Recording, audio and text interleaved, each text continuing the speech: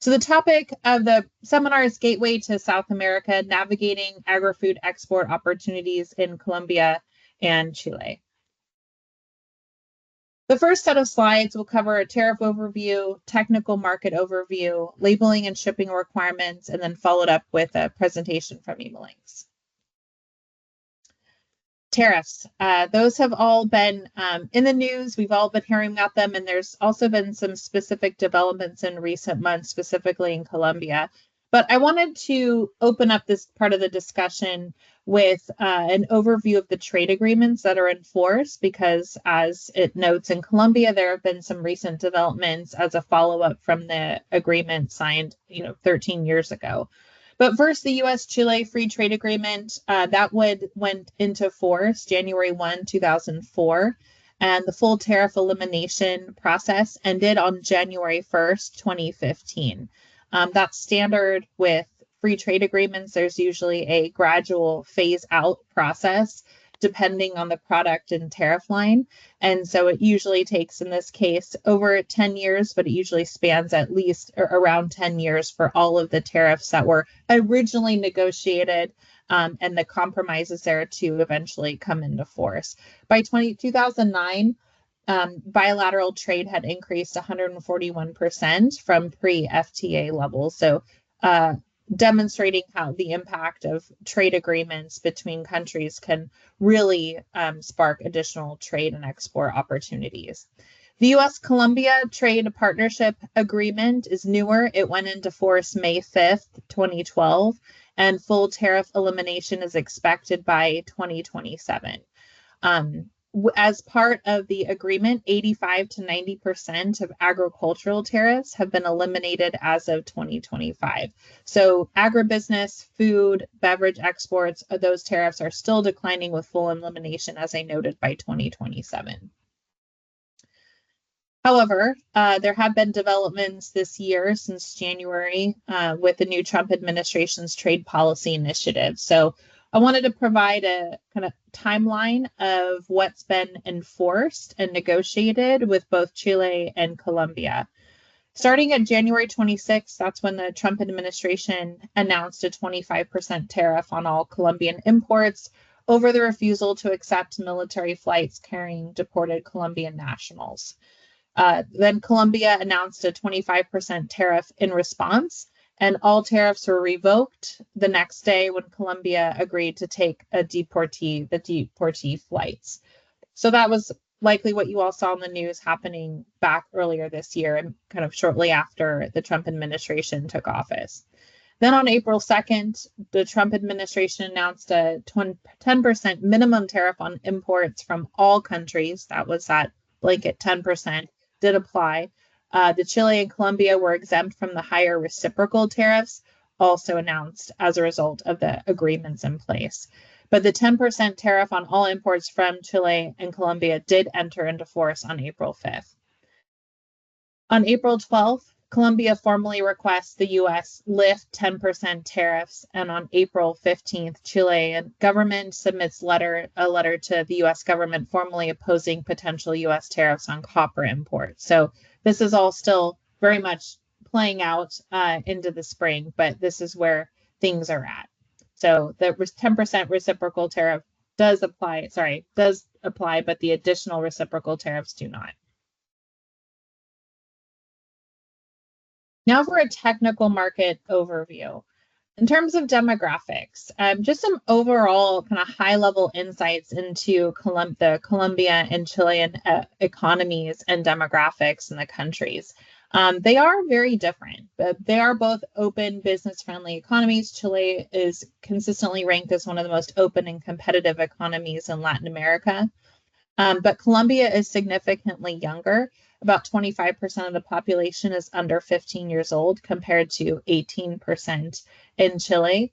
Also, in terms of population size, Chilean population is significantly smaller with 19.6 million people and Colombia at 52.32 million. Chile has a more mature population. They have a greater share of adults that are 60 and up, reflecting aging trends and then increasing health and lifestyle needs. Working age population, individuals aged 15 to 64 constitute about 65% of the total population, highlighting a substantial and productive workforce within Colombia. In terms of economic indicators, Colombia has a higher total GDP at 427.7 billion than Chile, indicating a larger overall market size. They also have a larger population.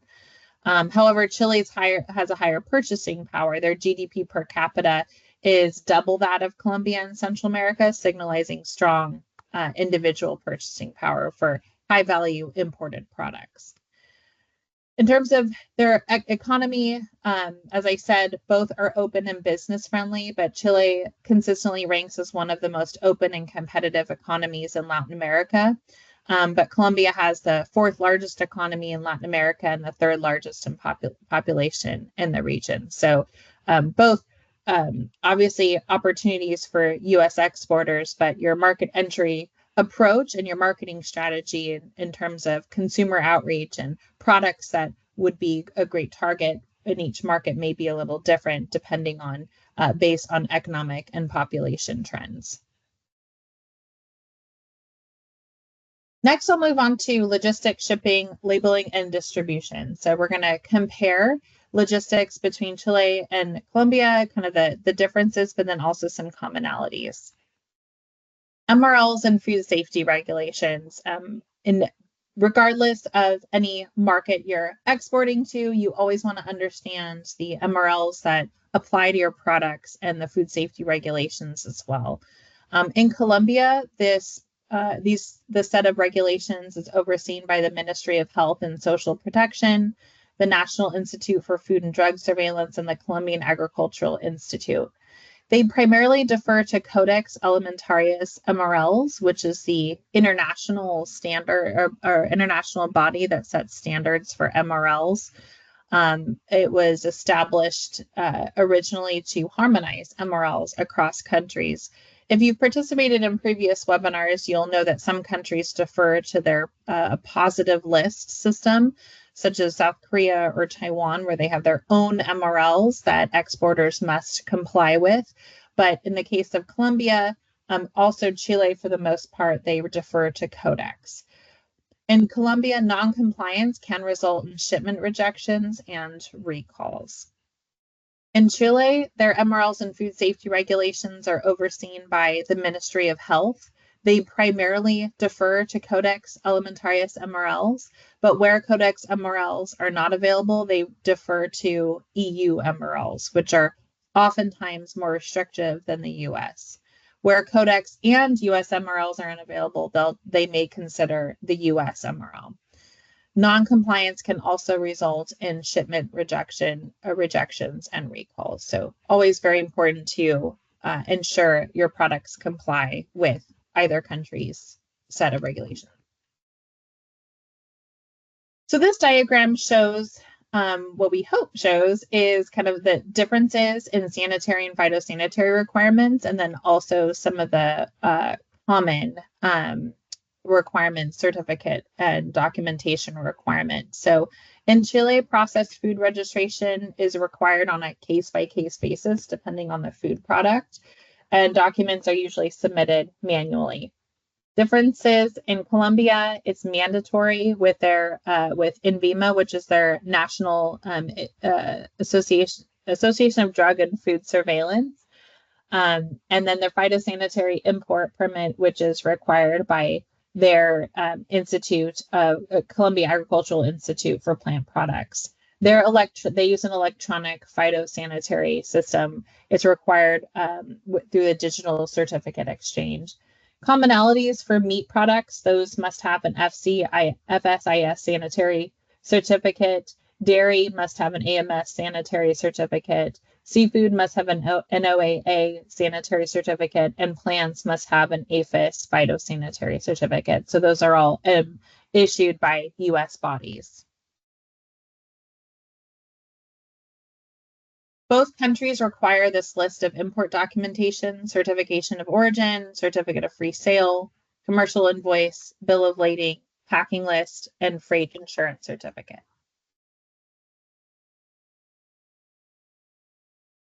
So here is a list of Colombian labeling requirements. For terms of language, all labels must be in Spanish. All measurements must be metric units, and stickers are allowed as long as they are firmly affixed. Country of origin requirements. All food products sold at retail markets are required to have country and origin labeling. Allergens are required on all prepackaged foods that include specified substances. Date marking is required in an easily visible corner of the container using a day, month, year format. Date marking exemptions exist for bakery products, vinegar, salt, sugar, confectionery, and chewing gum. Instructions for use must be included if applicable, and negative claims such as free of or contains no are prohibited. So Chilean labeling laws are, for the most part, similar and mirror Colombian requirements, with the exception of their nutritional information, which is regulated under Chile's Law 20.606, and it requires front of pack labels for products that exceed certain nutrient content.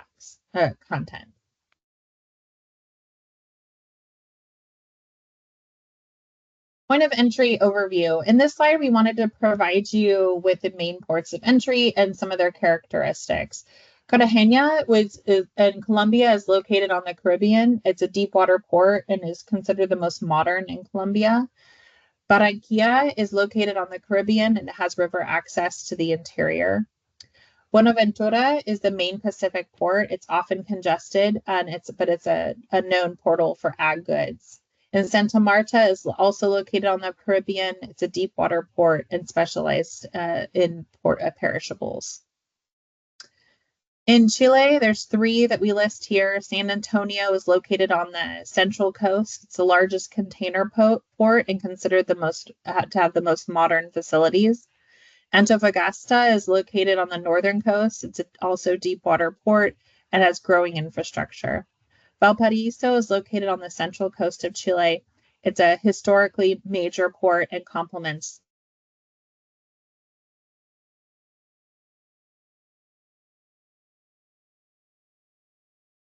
provide some specific in-country insights into Colombia and Chile and answer questions and specific opportunities about exporting to these countries ahead of participating in any of USADA's events or activities.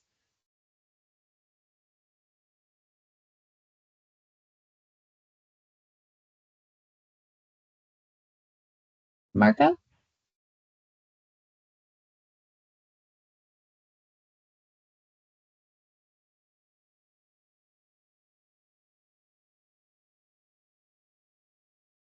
Perhaps Yes, he's... Alicia. Oh, there you are. Okay. I was like, maybe you're having technical difficulties. Yes. Okay. So I'll hand it over Sorry. to Yeah, you. actually, yeah, I did, but yes, thank you very much. So if I may,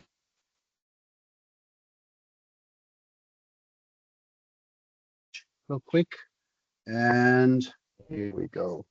Share screen. Go. Oh,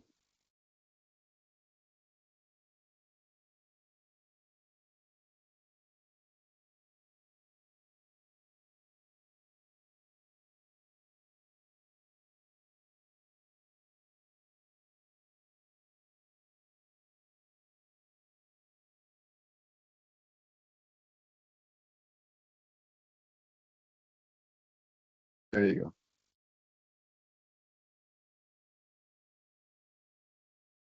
Anyone, can you hear me? Yes, we can. Oh, perfect. Good, perfect. Can you, Nella, can you please confirm that you can see my screen?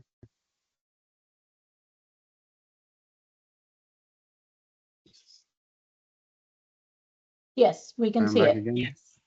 Perfect. So I will make some quick points and remarks, and some of you we have discussed this in the past, especially the ones that have been coming to these markets. Pretty much as Alicia was saying, mentioning, there are different technical issues or technical processes that need to be followed.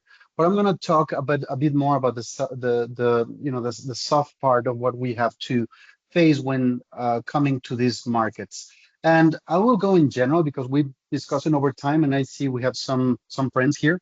But basically, I think the first point here is that regardless of the environment, business are made between individuals. So that is something that will continue. And there has been some noise recently, but what we have found is that the trade continues and remains stable. There are some challenges, but they're more based on the trade conditions than any other thing. So I just want to leave that out of the, out of the question here. But the ones that we need to work on more are, as you said, this is more a general South American presentation, but we are focusing on Colombia and Chile because that's where we have our upcoming events for USADA. So as you said, trade barriers are there. We have free trade agreements. The main thing that we need to work on, especially with commodities and larger products, or the big groups, dairy, potatoes, onions, are the regulations and the phytosanitary barriers that we may have that may become, tariff or non-tariff. But basically, we need to understand that and be clear that your importer is well versed into these industries. One of the things that we have, yeah, geez, sorry about that. Can you hear me now again? Sorry, we're having unstable connection here. Nelda, can you hear me? Yes, we can hear you. Good, perfect. Sorry. Yes, and that is, the tariff and non-tariff barriers are an issue. One thing, though, that is happening, and that has happened in recent months, is that you will have more competition. You have more products going from other areas, especially in South America. The ones that we are seeing more are European products trying to get into this market. Some dairy items, fresh fruit, not so, but yeah, we see more companies, or at least we see importers looking for more alternatives. So the contact that you have with these players or with your importers and your trade is very relevant right now. Again, we have seen that the importing industry in general has been more cautious. There are some things that are waiting more or are importing less volume, so they can pretty much see what happens, especially on tariffs coming back and forth the US. But the relationship that you have with your importers is key. So when the dust settles, then they can make the first call to you and get back to that. The other thing is that, fluctuations are, in general are stable, but we've seen some spikes, especially after announcements. This, we ask and we urge you to be patient, because what we have seen is that the exchange rate spikes usually last 3 or 4 days, and then the buyers go back, but they take a bit longer to recover from these scares. So again, relationship is key. And as Alicia mentioned, the regulations can be challenging. So we ask you to refer to this type of webinars, or contact us, or contact the local FAS post, so they can help you, especially with regulations. And as we have said many times, don't import unless you're sure that you have all the documentation in place. That will save you from having the product in the dock in the receiving country 1 hour or 1 week. So that's something that we need to work. We already talked about the market, so I'm going to skip this. And now going to what is the perception of US companies. Basically, we made a market research study some years ago before pandemic, and I assume that this hasn't changed. But the origin is not the first thing that the consumer will see in these markets. But the perception of US companies or US products is very consistent. So they think of quality products, innovation, especially with new categories. US was the first going with organic, with gluten-free, with pet care, not pet food, but pet care. The wine industry is innovating and is up and coming. So we see that. But on the other side, they consider this, the quality is linked to high prices. And at some point, it could be also related to the logistical cost, the cost per mile per pound to ship product from point A to point B.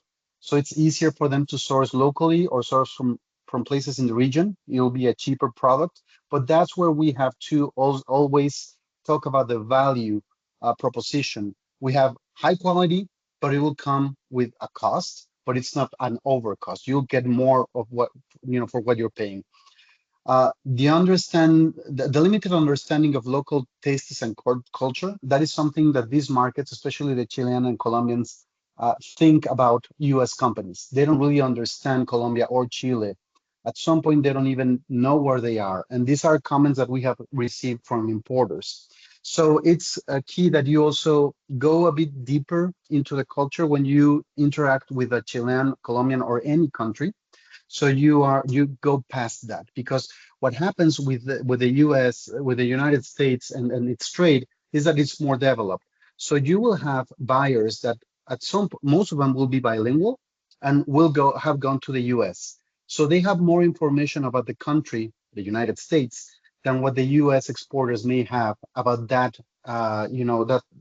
target country. So make sure that you understand that. Don't try to merge. Just understand that you're American, they're Colombian, Chilean, I'm Mexican. So let's be clear about that, because we have seen that those meetings that they want to do in Spanish and they just don't speak Spanish. So it's okay with that. We understand cultural differences and we work with international trade. So it's a good thing that we celebrate those differences. One thought that Latin Americans have of U.S. companies that they're not patient, and focused in results rather than relationships.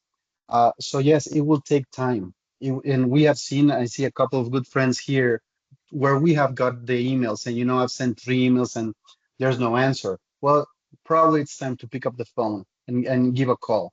So they will take time, and again, this will take time to develop the relationship.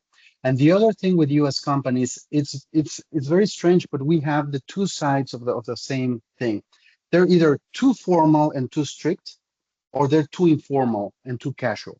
So we need to fine tune the communication with these businesses that have been doing things for many, many years. Um, Basically, just rules of thumb, or things that we ask you to do. Again, cultural adaptation, just understanding of the culture, patience, networking. Most of these countries will go to trade shows in the United States. So if you work in the food service,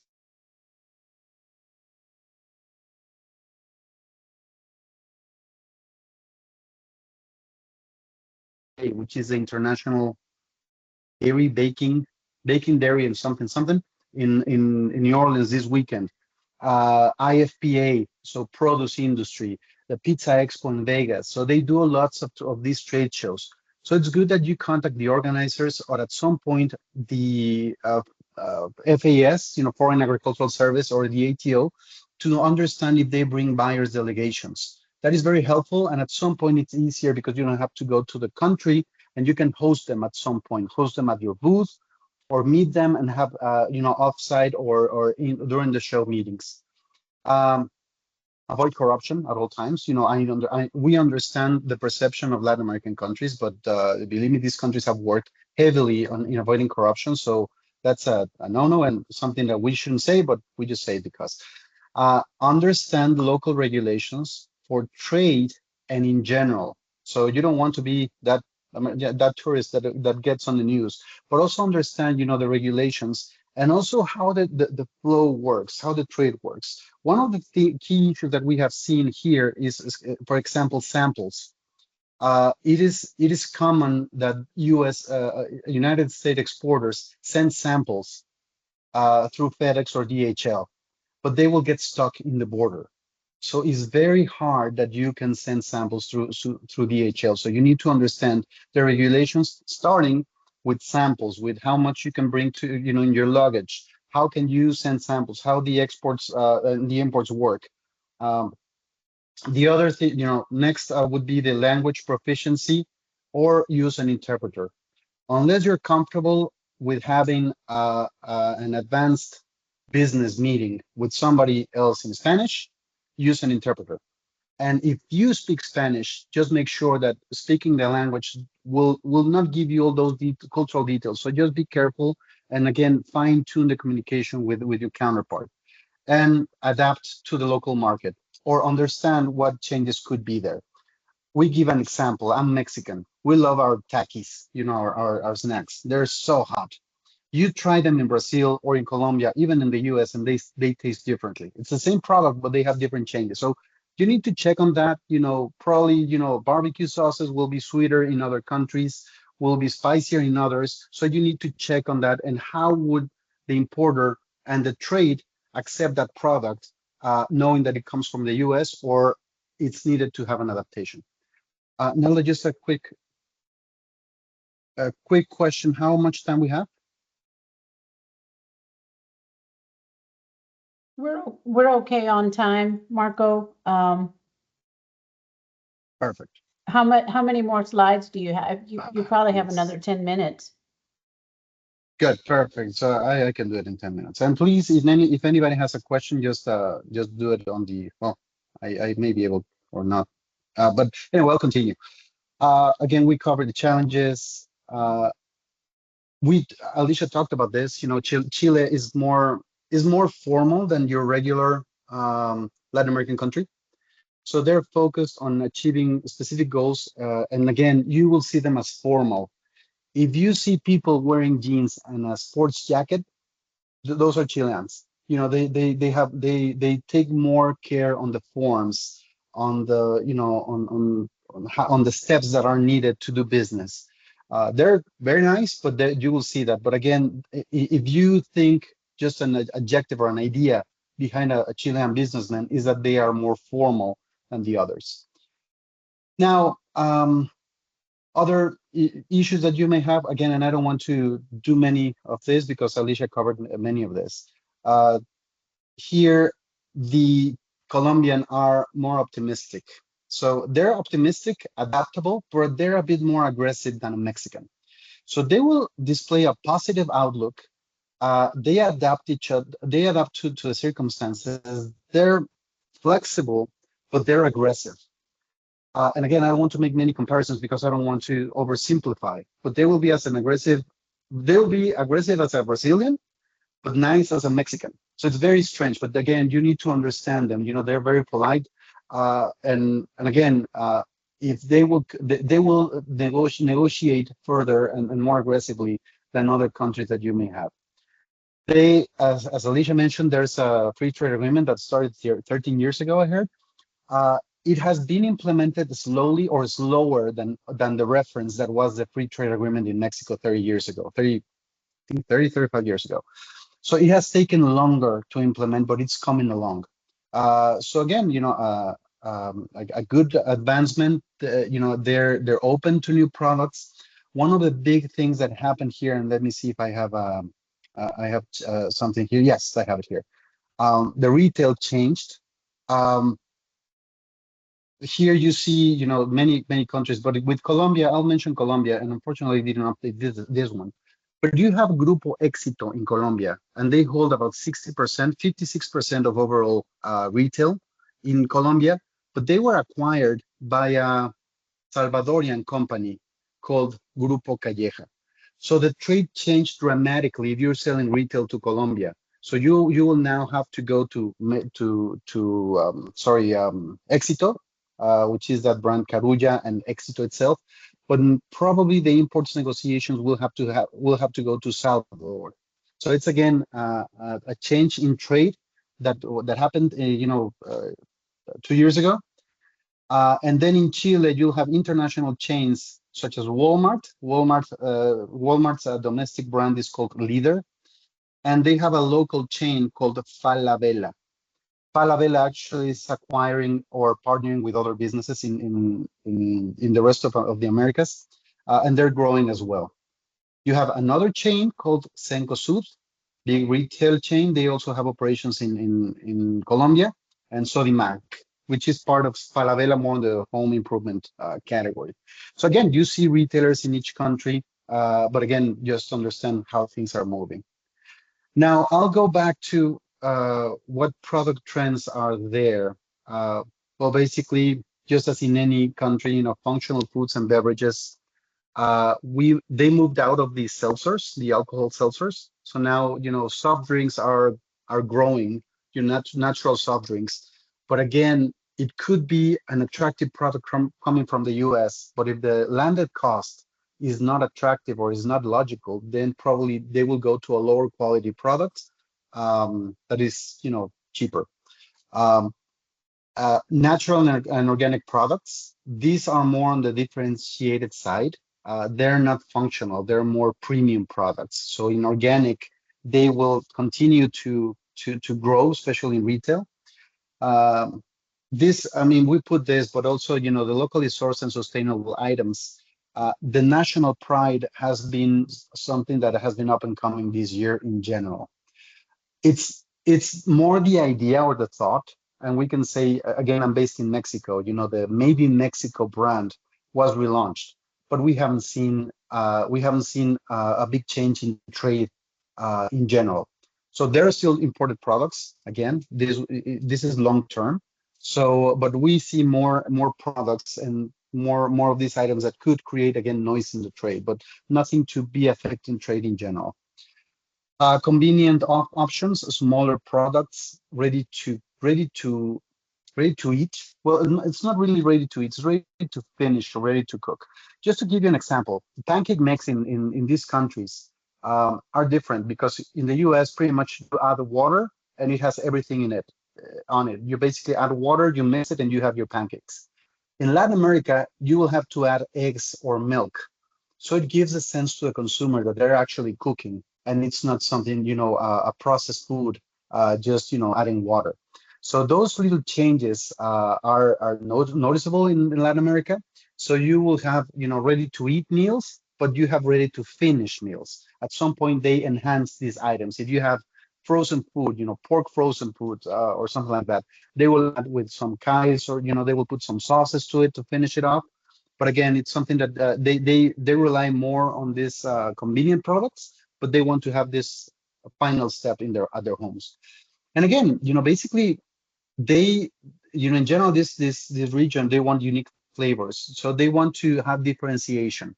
We don't want to go with a probably with a barbecue sauce that will be similar to what Kraft is making. We want something with a story and with a twist, probably something Asian, something Cajun, something, Northwestern flavors. I don't know. But it's, again, move out because we have competition from the large processors, the Unilevers, P&Gs, Nestle's, Mondelez, that have been in this region for over 50 years, some almost 100 years. So if we come with our product, we need to be competitive in the value that we provide. We provide to the consumer, and also on the supply chain cost. And again, basically, that's what I have in general. So I don't know if there. Oh, this is last year. Um, there are some resources that probably you can ask, and we always put this. FAS, the agricultural trade offices in each country. They're very helpful. So here are their pages. Again, this is for all South America, but you can go specifically with each one of them. Um, we have an outbound trade mission going to Colombia in late July. The information is up on the website, on the WUSARA website. I believe we have 1 or 2 spots left. So the idea is to create a marketplace. We'll set up meetings with Colombian importers, but we'll also bring 4 or 5 buyers from the region, from the South American region, so that you can meet with them in a week. That will be in Bogota. Again, the information is on the WUSARA website. And also in Chile, we have Espacio Foods. That's a food service trade show. I think we're sold out for that one, but just check on the show. If you plan to go to Chile and we're there, we'll be more than happy to help you. But those are the 2 activities that we have in South America. Obviously, we have some others going in the rest of Latin America. We have an outbound trade mission coming to Mexico City and Monterrey in December. We fly some buyers from Central and South America for that event. But again, just let's keep the dialogue. I should have my email somewhere here. No, I don't have it. But anyway, we'll send you our email, and Alicia's, of course, and Nelda. So any information that you need, please call us. We're here at your service. So that's pretty much what I have. Let me just you don't want to see my email. And here we go. Thank you, Marco.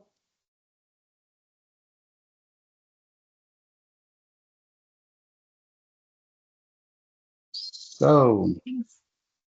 do we have Thanks, any, do Marco. we have any questions? Do you want to do Q&A for Marco, Nelda, or do you want We to share can, some of the we upcoming can go ahead. events? There's a question in the chat. Do you have comments specific to the wine market for California wines into Colombia? Yes, they just as in any country in Latin America, they were taken by the Chilean and Spanish industry, but we see some opportunity with wine from California. I won't say on the higher range, but on the and also not on the entry level. So we would see opportunity in something that would be retail between $30 and $50. So yes, there is opportunity, but we need to be specific on what we have to offer. Actually, we're working heavily on updating our database in Colombia for the upcoming trade missions. So yes, there is opportunity. There's always opportunity. The wine consumption in Latin America actually increased, compared to other regions. It could be good to again to explore. Just be mindful that you're closer to Argentina, Chile, and Europe. So again, the supply chain cost can be an issue there, different to what you have in Mexico, where we're right across each other. So the supply chain cost helps a lot. But again, and what I've learned saying, there's always opportunity. We just need to find it.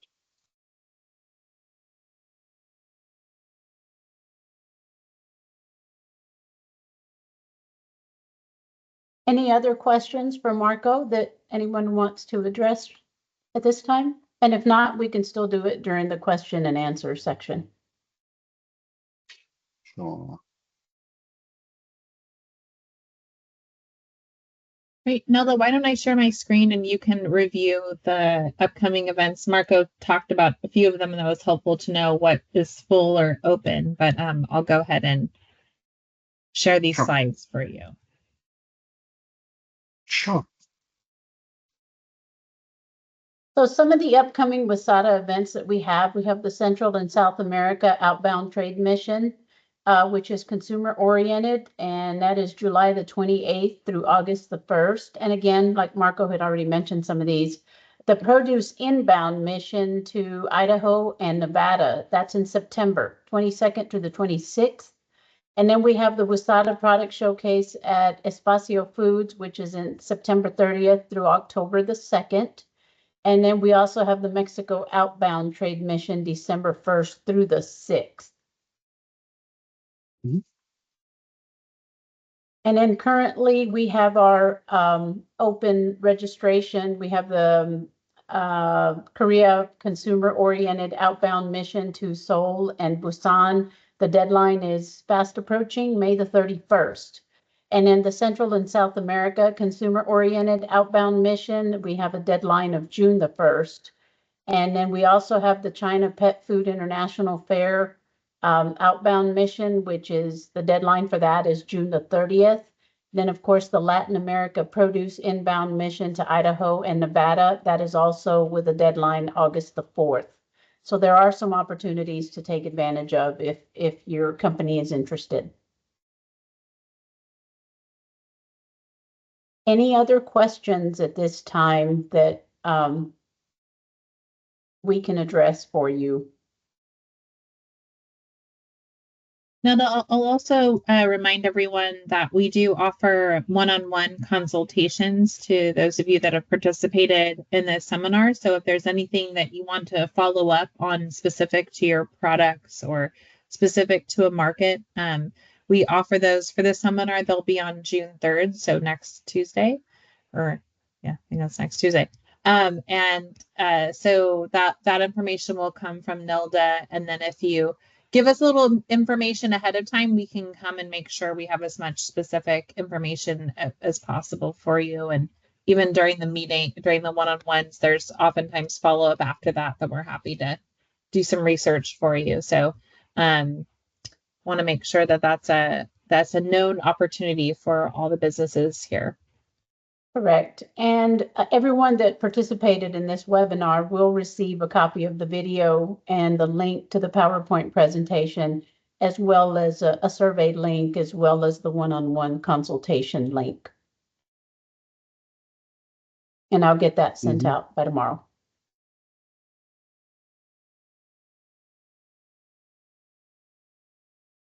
Anybody else? Any other questions or comments?